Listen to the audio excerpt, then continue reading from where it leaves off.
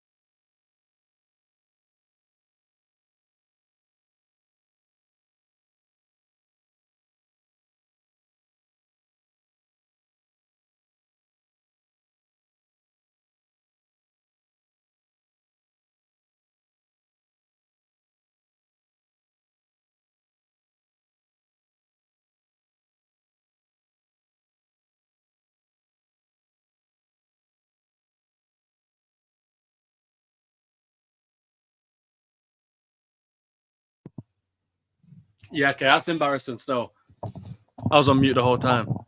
Okay, let's start again. All right, we're back. We're back. Welcome to the Trimless and KLS channel. What a donut. Yeah, remember, if you support a football team and you want to get involved, the Project Prems every 9 p.m. every Tuesday, 10 p.m. on Champions League days. Get in the description. You'll see all our social medias. That's really all I got to say, really. It's just nice to see 4-2. But let's get real. Brighton's one of those teams where you don't quite know what you're going to get yourself into. Again, we'll refresh everyone's mindset. This was the team we put out. I need to put my finger on charge. But this is the team we put out. Now, the only issue I have with this was... Oh, it's because it's not charging. There we go. The only issue I have with this is I've kept up the same theme with Amarin being ignorant, with Amarin still sticking to his word, not changing for the benefit of the team, not changing for, anything else, really. We've still got Dalot on the left. Now, people can say, you've just won 4-2. Why are you still complaining? Because I don't like the fact the lot still plays. I don't like the fact the lot still plays and he's playing right in front of Luke Shaw. Now, it doesn't take an idiot to understand Luke Shaw's hardly the player he was not even 10 years ago. Like, Luke Shaw's not been the same for a number of years. So that concerns me. And this is meant to be a team that Amarin's building for the next 5 years. And you start the lot on the left when he's out of position, when you've got Dorgu ready, and it just raises suspicion. But let's go through the match. Obviously, Cunha bagged, Mbeumo bagged, Casemiro bagged, technically own goal, but he still bagged. Look, it was a great game. I don't feel like we needed to concede to. I don't feel like as awful as Brighton was, we could have made that 6-2 way easy. Just because Brighton didn't turn up. I mean, I'm looking at Belieber now. Belieber didn't turn up. Minter didn't turn up. Danny Welbeck, to be honest, for his standard, he didn't really turn up. Their keeper was about as useful as a pound in a brothel. That's all I got to say, really. We played well. But on that note, though, of complaining about having the lot on the left and having Luke Shaw on the left, we won comfortably. So am I wrong for complaining about a squad that's just won 4-2? A squad that beat Liverpool, a squad that beat Sunderland. I understand the team's losing, but the lot's played all of those games. And we can all agree he definitely was the worst of the bunch. And that's simple. He really was the worst player on all teams. Obviously, Diallo's found his form. Maguire was injured. I do feel like if he wasn't, he would have played. Which, obviously, we don't need a genius to tell you. Obviously, that was 100% the wrong move. Which does beg the question, does conceding 2 goals damage Lament's confidence? And I say this because I feel like at Man United, because we've had such a bad experience with Onana, we've had bad experiences with Bayindir, it's so easy to get targeted as a keeper playing for United. You make one mistake and the media go for it. Unfortunately, that's just the fan base. Whether we win, we still complain. Whether we lose, it's the manager. But then the manager will put a team out we don't disagree with, and then we go win. So that's kind of where I'm stood at. I just hope this team's strong enough for Forrest. Make it 4-0. We're trying to get my man a haircut. But no, it was a fantastic game. We're back to 3 points again on the weekend. But no, moving forward from that, I think we played amazing. The defense was solid. I think everything else that came out of the game was top class. And we can see it by how hungry Mbeumo looks now. How more, what's the correct word? How striking Cunha is now. I mean, again, like I said in the stream when we was on stream watching it, we can't shout at him, Sesko, because a couple of weeks ago we was complaining he couldn't find a spot to shoot. He couldn't get in a position of shooting. He couldn't do these things. So even though he shot and obviously it hit side netting, he's getting better with his positioning. And I think we can't disregard that from him.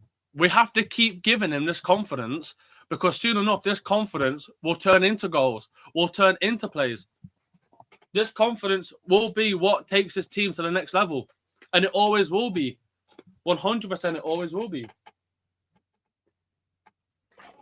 But obviously, we've all watched highlights. My opinion's out in the open now. So, let's talk some news. Remember, people, I want everyone to hit us like. I want everyone to comment. What are your thoughts? What are your thoughts going into Forrest? Because I'm really looking. I'm looking forward to it. I think the ball we're playing now is fantastic. The possession we're keeping is fantastic. The way we move is fantastic. Players are showing up.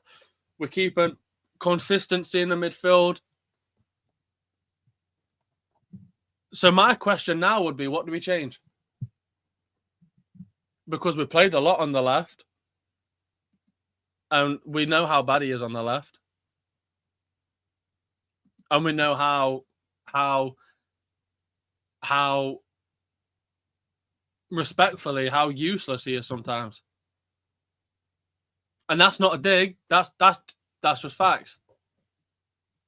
So, look, it depends how you want to look at it. I don't think we need to make changes. I think when Martinez gets back and fit, I think obviously slide him in for Luke Shaw, easy peasy.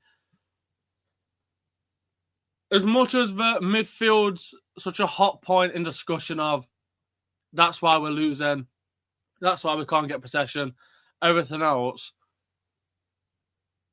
I do think now it's on the same bar as getting a left mid. Because we see it time again. We played a lot on the left. And like he struggles in his own position at right back.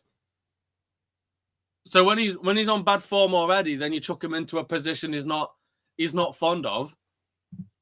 What do you expect? What do you actually expect? So let's move forward. Let's get into some news.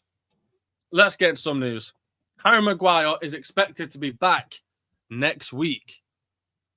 I've only got one thing to say about this. Very easy peasy, one thing to say. Do you lot worry he then comes back and starts again? Because I genuinely think that's the case. The second Maguire's back, he'll be in. 100%. And it's one of those things where I can't back Amarin. It's one of the only times where I feel shame to back him. Because he then will go win, like we just have 4-2 against Brighton, against a team I've previously mentioned. They're harder to play against than Liverpool. Because Liverpool, it's either you were going to win or lose. Brighton, we go toe-to-toe every year. You've got Danny Welbeck on form. We've got Baleba. That, by the way, I'm glad we didn't sign for 100 million. I said this at the start. The second the rumour came out, I said, keep him. The man then laughed at me. Who's laughing now? Not to quote my own song, but who is laughing now? He's awful. He's below average. I'm backing Amarin. He's confirmed to be here for 3 years. I back him. And I back him for that exact reason. We've got to remember, when people sit and say, oh, but we keep losing and we have to, oh, this and that. You've got to remember, look how much we hear it from Arsenal fans now. I'll take set pieces. I'll take a set piece goal. Or Liverpool fans. Or Chelsea fans. Or Man City fans. We've got to remember, all these in common are minor Chelsea, and you could make the excuse for Liverpool, but they've all got a team now that's been built for years. Klopp was there at Liverpool how long? Onslaught's still using his team. What about Man City? Pep's been there, nearly 9 years, 10 years. We can't keep going back to base one. We can't, and I think rival fans will keep telling you, yeah, you need to get Amarin out. You need to get Amarin out. Why? But you're not winning games. We wasn't when we had Ten Hag. We're playing fast football again. We've not had that since Ollie. Your striker don't seem to shoot or score. He's learning. But just remember, while Sesko keeps getting all this heat, your Cam's not performing. Your striker's not doing his job.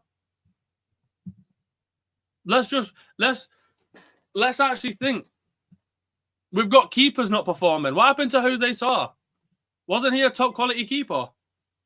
We need to sell Mainu, Xerxes ASAP. They don't suit the team. 100%. 100%.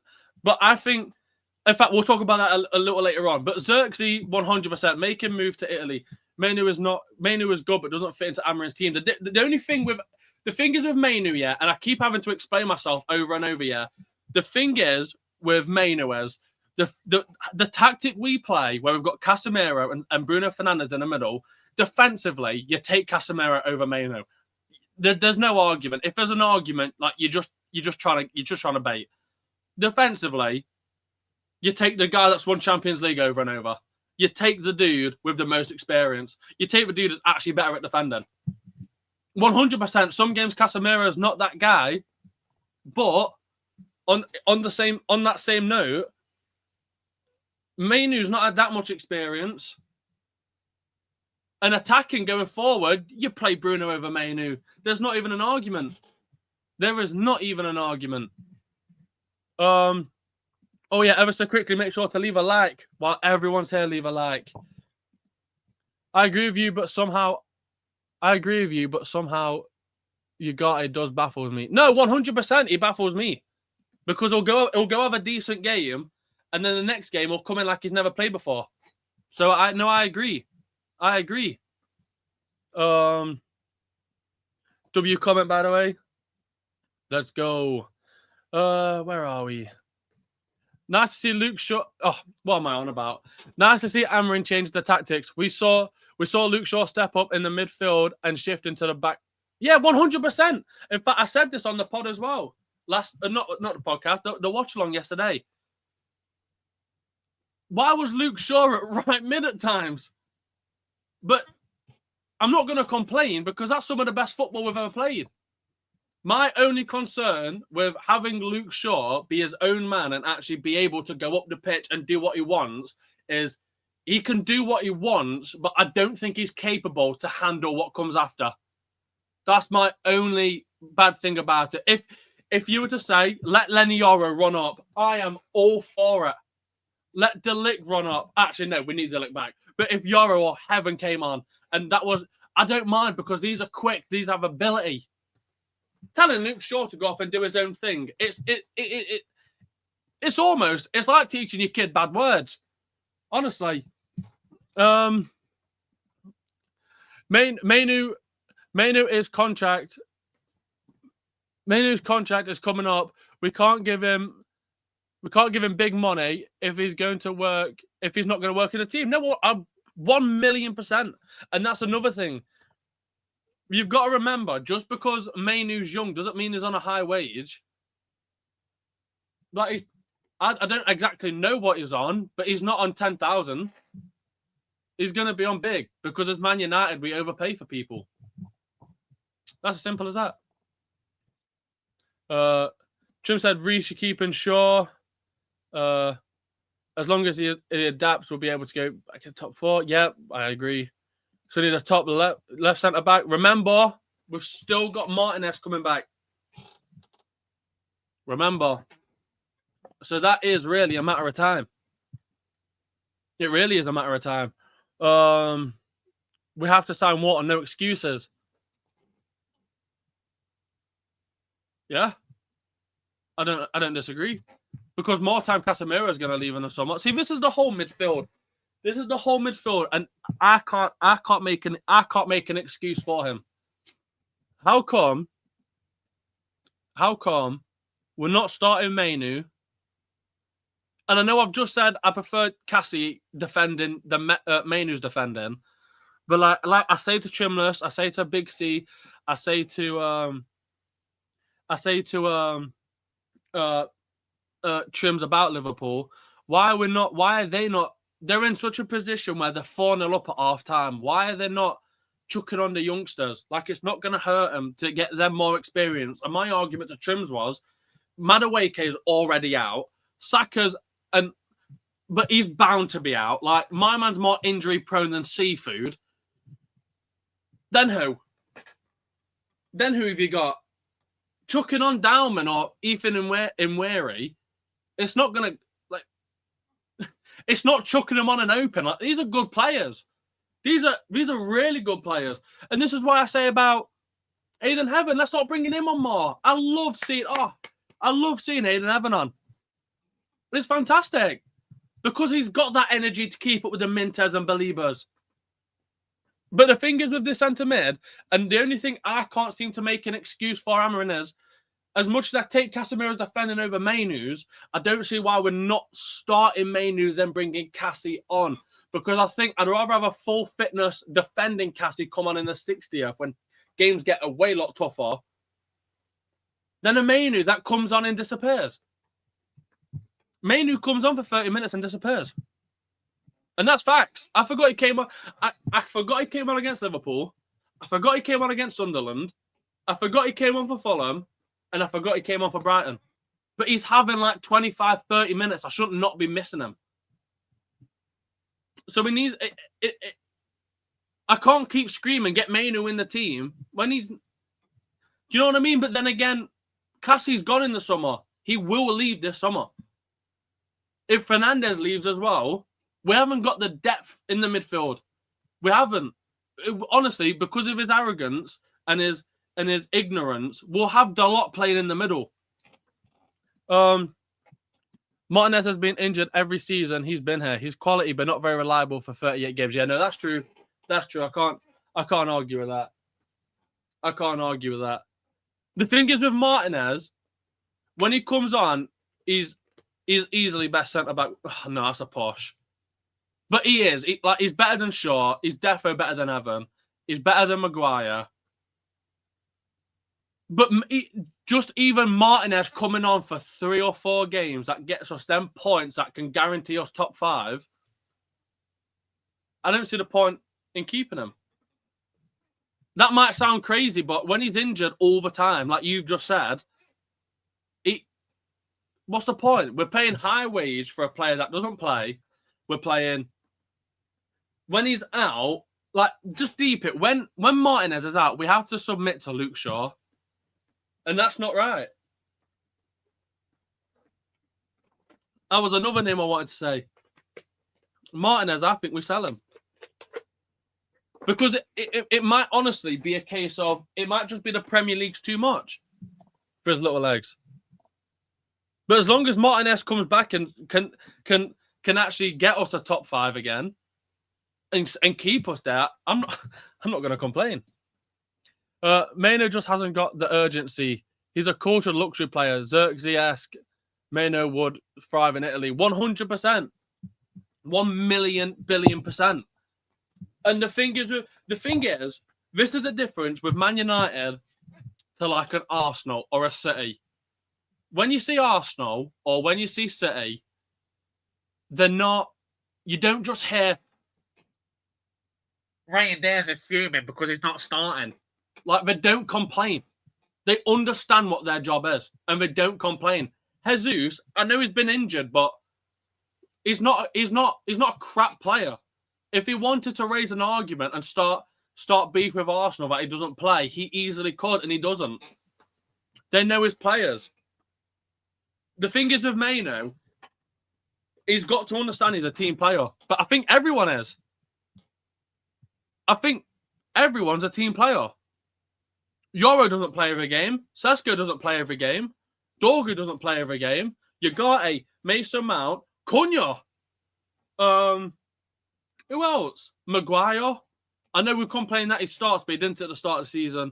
Aiden Heaven. There's a lot of players that don't get that many games. So the fact he's like, oh, but I want to go play football. I want to go play football. The thing is, it won't be an issue if you actually came on and did something. He's had a lot of time on the pitch, and I think people are ignoring it. Because he has. He's had a lot of time on the pitch. Mendo's our future. I can't believe people are forgetting he was me and my reading. He was in a Euro final. Why are we so quick to put down players? I think it goes back to the point of he does. He comes on and doesn't do much. I 100%. If someone said, right, it's my decision, keep Maino or sell him, I'm keeping him 100. 100. No matter what they cost, because it's someone that's been brought up for academy and he's going to have that in him where he wants to fight for the team and he wants all this stuff. But in the same breath, we can't keep bringing him on for 30, and I'm actually forgetting he's on the pitch. Dorgu comes on for Liverpool, notice him instantly. Aiden Heaven got an assist.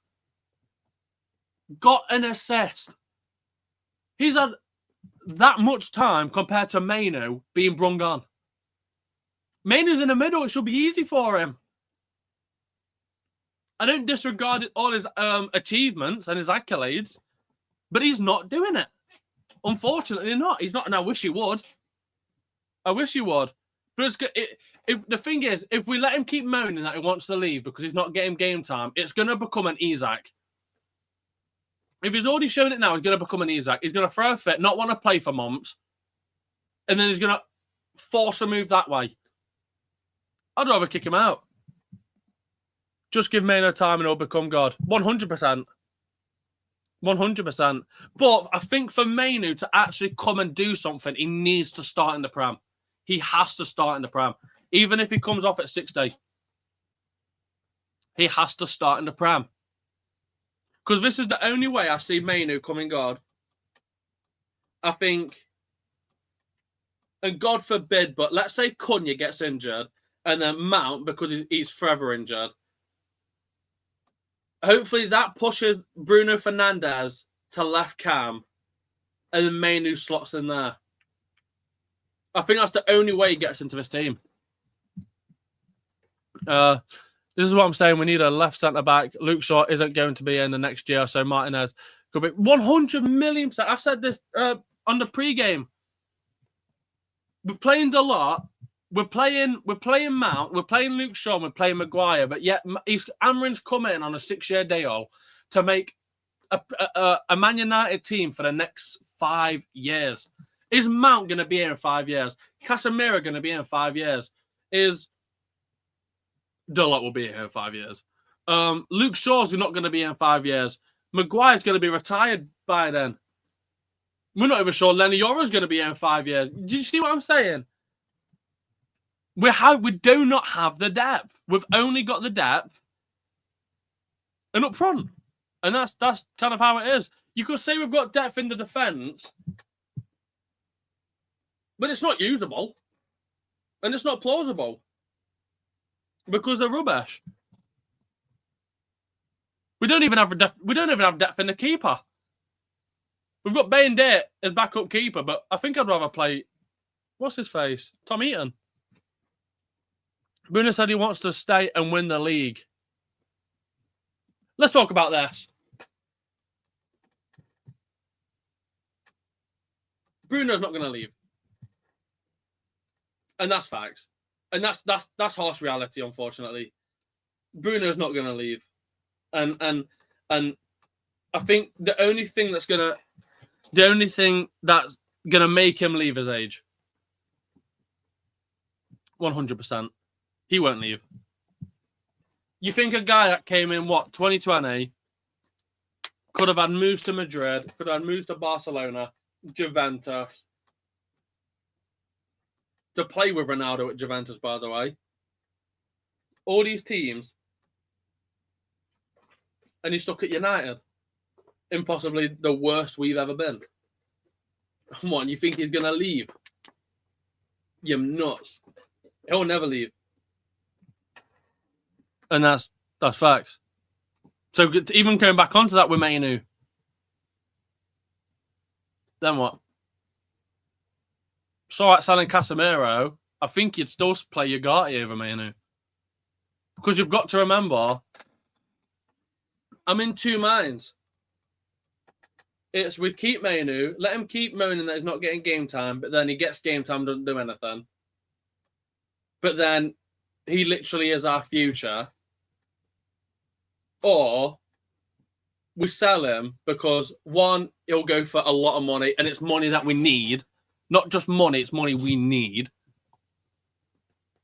Sell him because he doesn't fit the tactic, nor the system. I actually listened to a football fan the other day on another podcast saying he'd rather play Mainu in a 10. In a 10! He can't get into 6.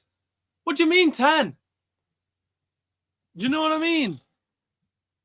I think selling him's more beneficial. As much as the future, and Reese is right, he is 100% our future. Give him game time and he'll become good.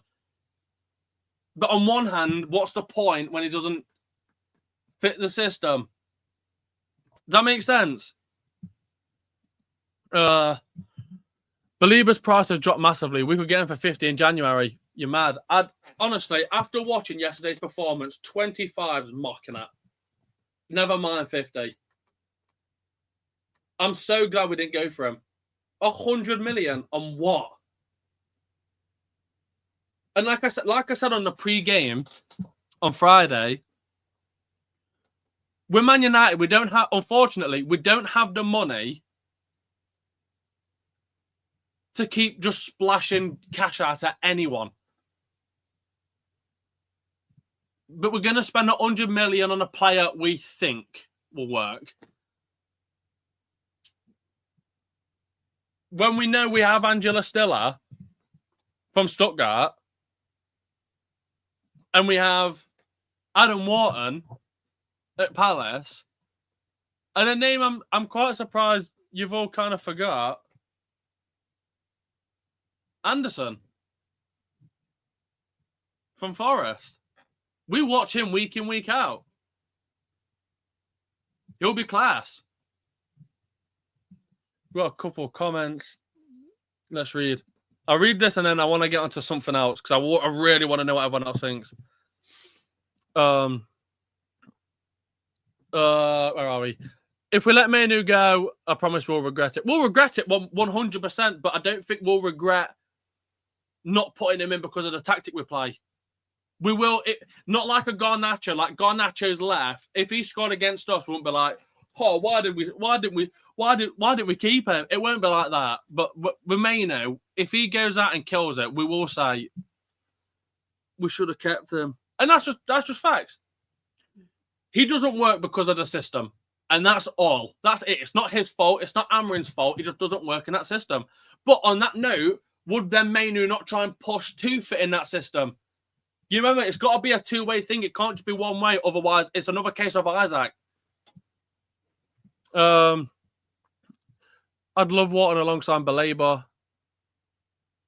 Oh, no, because that'd be 2 6s. Belabor's class, but Angelo Stiller's class. Angelo Stiller's... He's just... Yeah. He knows he's worth more than 20k a week, 100%. What would you re-sign him on? What, if we're talking wage-wise? Considered it doesn't start like 60, 65. But even that might be a push. But that's just me saying that. Thinking he'd read that and then be like, all right then, well, I'm getting money. We won't regret selling Manu. It's pure profit. Should have kept McTominay. Be 1 million. I said this on the podcast a couple of weeks back. 1,000,000%. Why we sold McTominay, I've not gone absolute Scooby Clo. I don't understand. Because the thing is, he was in Bremo before Bremo was in Bremo, but in midfield. Go and score all these fantastic last-minute goals, and he quite literally handles the game. And like he'd play against Paul Pogba and be the better player. McTominay's class. Barella's better than them all. But with Barella comes wage. And we can't afford it. 60k a week? Yeah, I'm around that too. For Manu. I don't think that's a bad shout. But his agent will want 100 plus. He's played for England. Yeah, that's true. That's true. We saw him to get Ugarte. What a shit show that was. I'm sure Ten Hag didn't want to sell him. Look, the thing is, with Ten Hag and transfers, I can't back him at all. I can't back him at all because he signed big names past their prime when they're at the cheapest and when they're the less experienced. But I think when it comes to that, like, let's just deep it. We sold Scott McTominay, Serie A's MVP, player of the year in the Serie A, bags every goal, won the winner with a bicycle kick for Manuel Ugarte. Don't even type. Close your eyes and just think about it. It's nuts. But we're so shit for selling. We're so shit for selling. Like when Amarin first came in the January transfer window and the summer transfer window, I couldn't understand why we need money. We need money urgently. We need it to spend. But we're loaning people out. I know it might be hard to sell because of their wages, but you're acting like Barcelona can't afford it. Like PSG can't afford it. We're loaning players out. So we're still paying the wage. We just don't get to use them. Ten Hag made completely absurd buying and selling decisions. Look, this is it as well. When people say, Amarin out, you've got to remember, we've just had a manager that bought Anthony. Like, he bought 100%. It was so cool having Ronaldo back. But, like, what? He was like 35.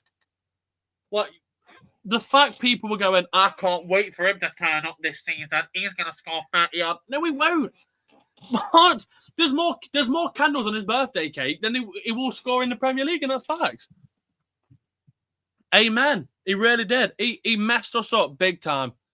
Remember, when I make the argument of, but it's Amarin and he's playing with a team he doesn't want to play, let's just rephrase it all. Onana, Bayender, who was that defender? Oh, yeah, he played Lindelof repetitively for some weird reason. Who else? He brought Mazarawi, which were decent.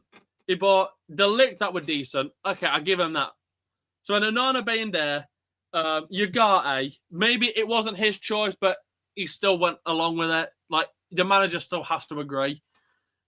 Anthony, Xerxes, Ireland, and I'm not having the chat, by the way. Oh, but they leave Man United and they go and play phenomenally. Yeah, I would. If my nan played in the Indian League, she'd bag 100 and 100. We shouldn't be so confused by it. We really shouldn't. But McTominay left and he's done it. Look at Anthony at Betis. But the same people that say the Premier League is the best league in the world, why are we surprised they go in a worse league and do well? I just don't understand. Also, Rashford could have been our 9. Should have treated him better. No, because he were inconsistent. That's the only issue with Rashford. It was such a purple patch player. Like, it was so good. And you're forgetting as well, Amarin started Rashford up front, first game against Ipswich. Imagine Cunha, Rashford and Brumo. I'll put a little thought in your mind. Wait till Sasko comes good. Sasko will come good. And like I said at the start, I know he missed that shot and hit side netting, but we can't bollock him for it. We've got to praise him because a week ago he was complaining he can't get into space. And now he has. We've got to praise it. Reece completely agree. Was an absolutely useless. He was beyond. Like, he won a cup. Fucking whoop-de-do. Right. We're going to go on to a next part. Next little segment I've got. The banner shall change for news. Who did Amandem take? Do you take Harry Kane? Or do you take Lewandowski? Now, this is the big argument now. Who?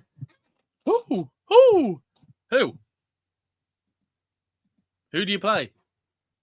Who do you financially pay for? Kane, I'm with you. But I want more of the discussion of why are we still making these silly, non-biblical efforts to try and sign these random players. Obviously, Lewandowski's an icon, yeah. Let's not kid around like he is. He's an icon. He's an absolute goal scorer. He's a unit. But the conversation we're having is, do we have an older Lewandowski that realistically is quality for Barcelona, and I don't disregard it, but he's never played in England, versus Harry Kane that's played for England, played in England, did amazing in England, know how the English league works, an absolute machine up top, but yet it's still a discussion.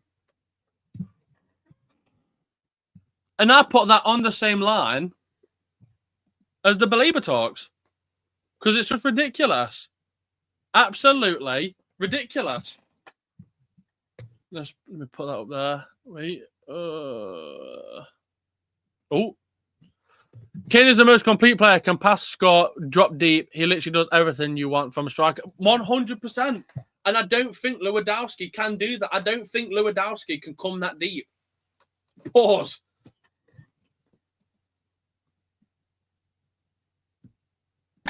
Oh, fuck. I can't believe you've done this.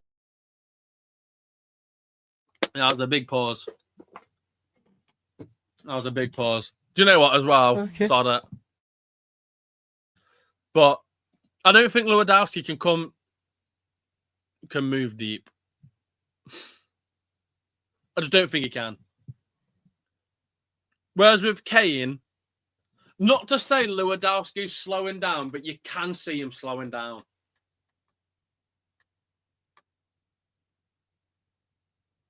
And he's been proven. Yep, perfect. Kane good, and Kane gets into any team in the world. 100%. 1,000,000%. No disrespect to Louis, he's an absolute killer, but he's pushing 40 and he ain't got legs to play the game. And this is another brilliant. I'm so glad you picked this up. Because remember, and you'll wait for my answer. But moving on to that, just remember how young now Premier League defences are. Kane is literally my top 10 players ever in the world. 100%, and he deserves to be on that because he did. He tried for listen to me. Tried for Tottenham. He's got a bag for Tottenham. Different. But why are we trying to find a new striker when we've only just bought Sesko?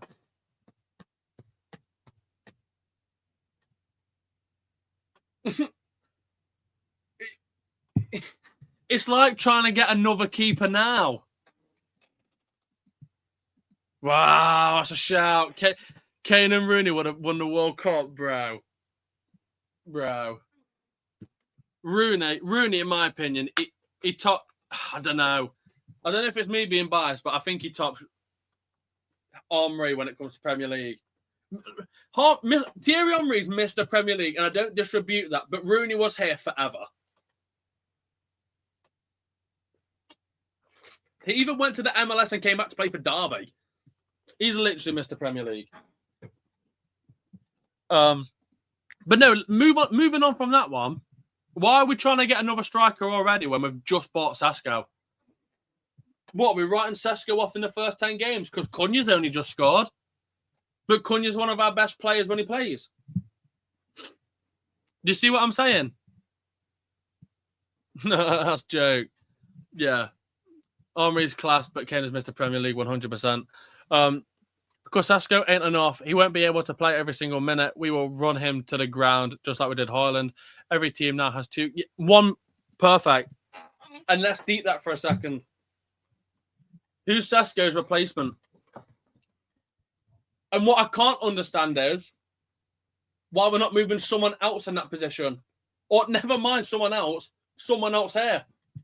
We've got Xerxes as a backup for Benjamin Sesko, when we've quite literally got Cunha, who plays striker for Wolves. I know he dropped down, but it's not like he can't play striker. And then we've got Mbeumo that quite literally can be a striker whenever he plays it, and basically plays as a right-handed striker anyway, with how far up he is. So why don't we start doing that then playing? This is it, and this goes back to Maino.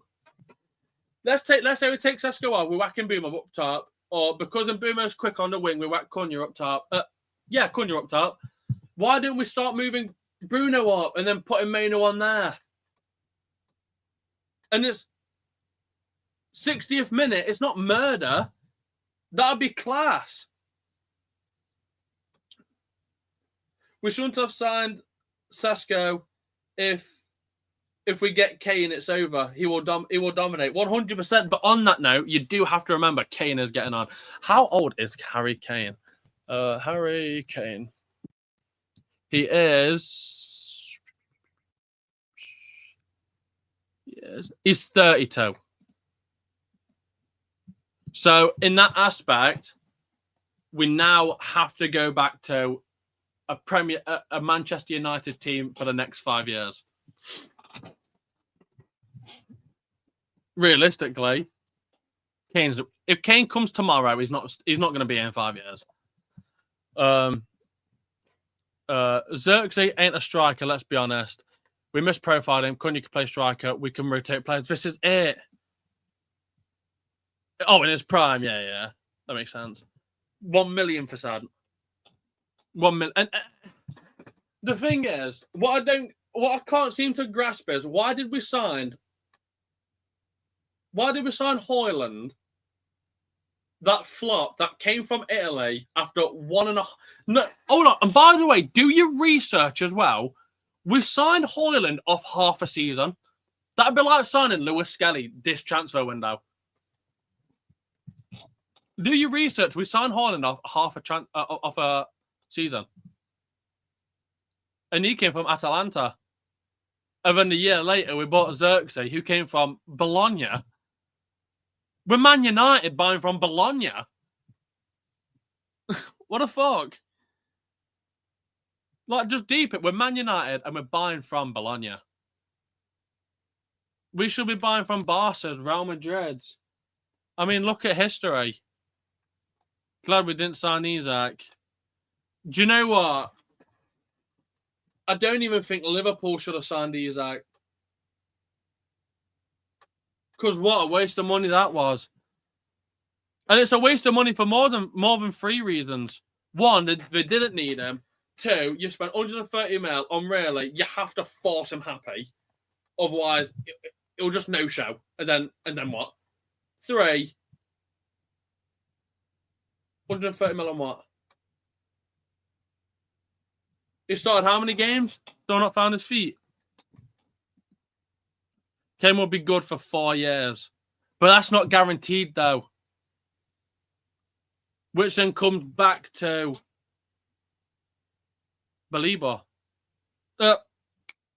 It goes back to the Luke Shaw argument. It goes back to the Maguire. Because if Kane comes over to to United and he starts playing shit, you're acting like we're not going to grill him. And he won't get grilled by other fan bases. Playing for United is not easy because you're going to constantly just get shit all the time.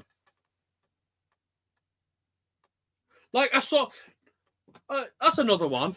I forget what it's called, but there were another pod that were going on, and I watched it, and I just wanted to see, because I'm dead interested on how other fans are taking Le Mans conceding 2 goals. He got grilled. Fucking hell. Letting it... he could have saved that free kick, but the free kick were decent, so I'm 50-50 on that one. But in the second one, we're a fucking rocket header.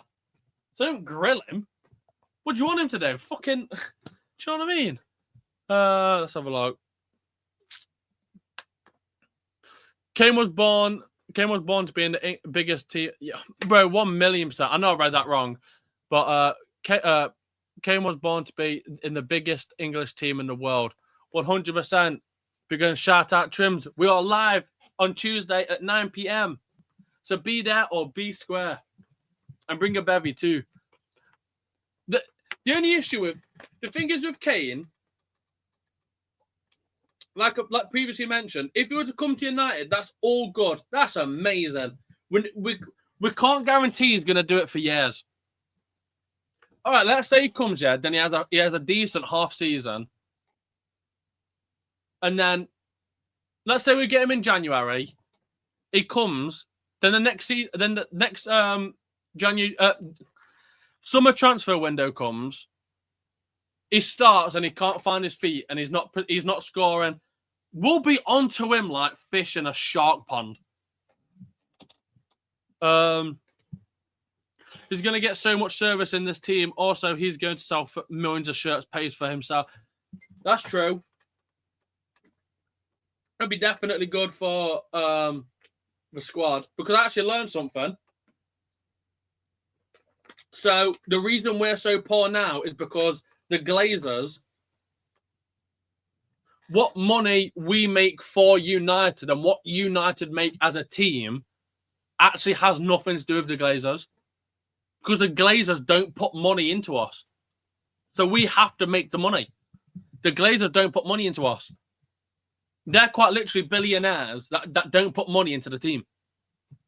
So like all these signings, like no doubt, signing in Bumo and signing Cunha, we probably signed them because we managed to get to Europa League final. Højlund is on loan. I wouldn't be mad if he comes back and we have Sesko. Like, I don't mind it, bro. I don't mind it. But it's one of those cases again. If he comes back and he doesn't do it again, then there's no excuse for it. Like, you're absolutely dominating for your country. You're dominating for your team in Napoli.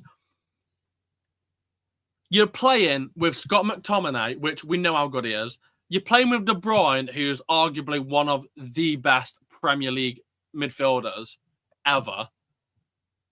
And what, you're going to come back and play you don't have a Scooby clue for a Scooby-Doo? I don't mind it. And I did say as well, I don't think it's crazy to say Sesko, bring him back a bit. Play Sesko Cam. Because when do your research and look it up. After this is live, go do your research and look it up. When you watch all his goals he scored for Leipzig, all his goals come from outside the box. Well, his best goals come outside the box. When he's up front and he's in the box for Leipzig, he's scoring goals the exact same one he scored for Brentford and Sunderland.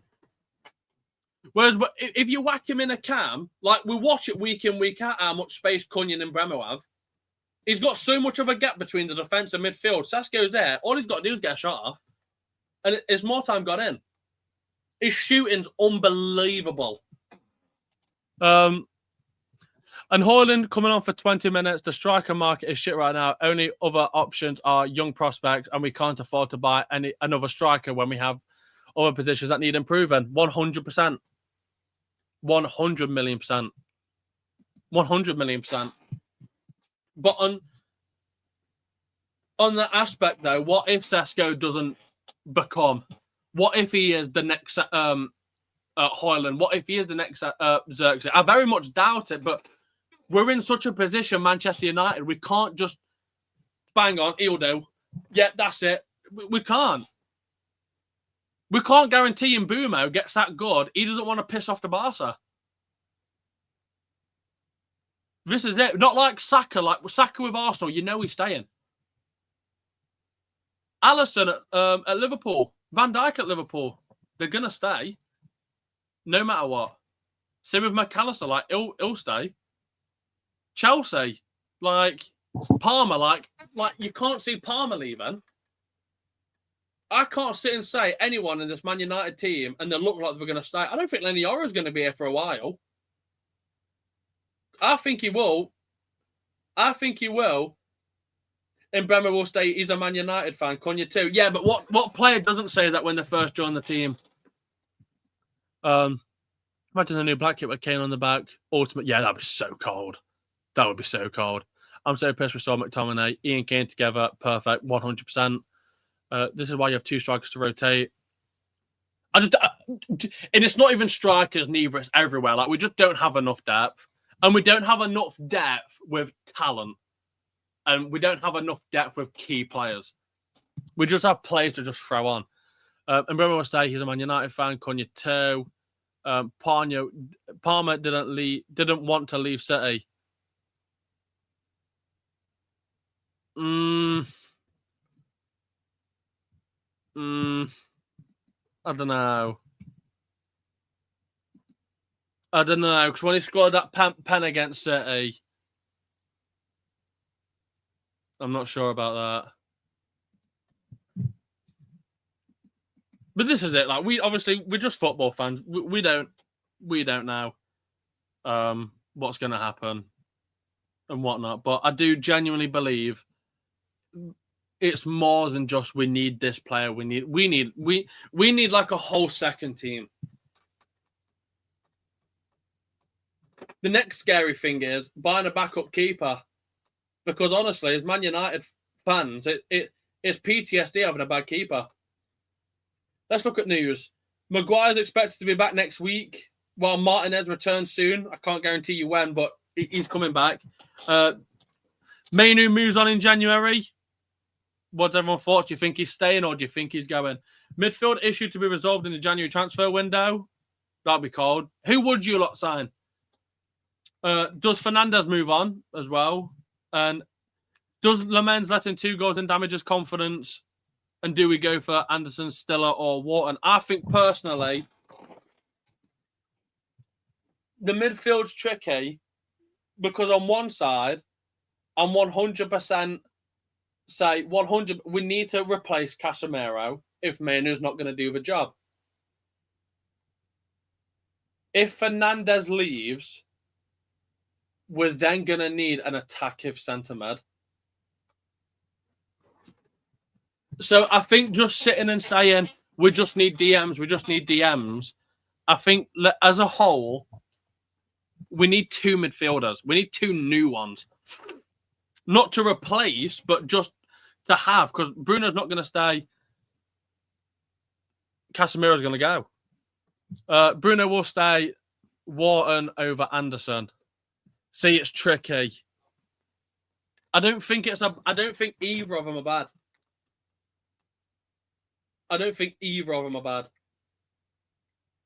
But if that is the case where it's between these two, Man United, we will go for the cheapest one.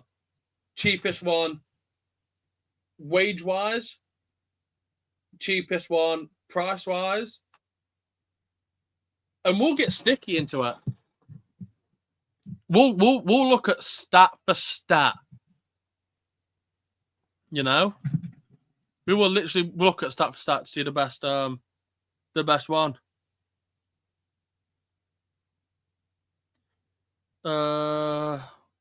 Nothing else new. No, there's nothing else new.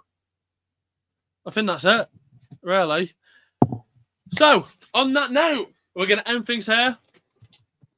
That's all I've got to say, really. I'll be back on Tuesday for the Project Prem. The Project Prem, as we can see on... If I get it. There you go. Project Prem. We're going to be here at 9 p.m. We're here every Tuesday at 9 p.m.